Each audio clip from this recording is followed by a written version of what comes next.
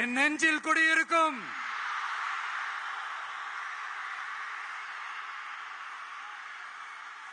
புதுச்சேரி மக்கள் உங்கள் அனைவருக்கும் என்னுடைய வணக்கம். வணக்கம் வணக்கம்.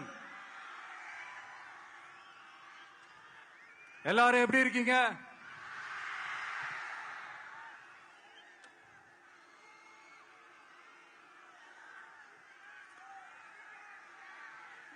இந்த ஒன்றிய அரசுக்கு தான் தமிழ்நாடு ஒரு தனி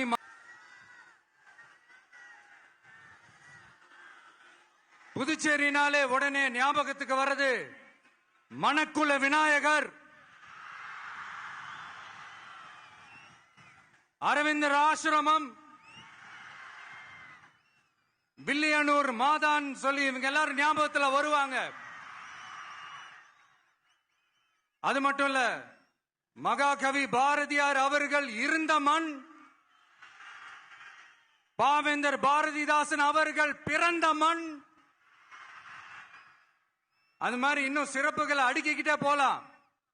ஆனா அரசியல்னு வந்துட்டா ஒரு முக்கியமான விஷயத்தை பத்தி, கிட்டத்தட்ட 20 லட்சம் பேர் வாழ்ற யூனியன் பிரதேசமான புதுச்சேரி மத்திய நிதி குழுவில் இடம்பெறவில்லை.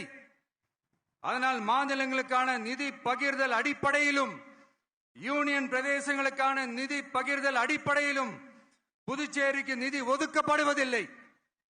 அதனால ஒவ்வொரு ஆண்டும் புதுச்சேரிக்கு தோராயமாகவே மத்திய அரசு நிதியை விடுவிக்கிறது.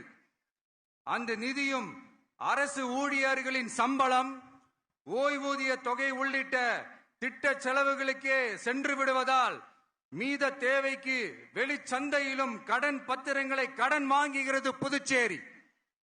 இந்த நிலைமை மாற வேண்டும். நான் மறுபடியும் சொல்றேன், இந்த விஜய் புதுச்சேரி மக்களுக்காகவும் எப்பவும் துணை நிற்பான். வரப்போற புதுச்சேரி தேர்தல் களத்துல நம்மளுடைய தமிழக வெற்றி கழகத்தின் கொடி பட்டொளி வீசி பறக்கும். கான்பிடென்டா இருங்க, நல்லதே நடக்கும். வெற்றி நிச்சயம்.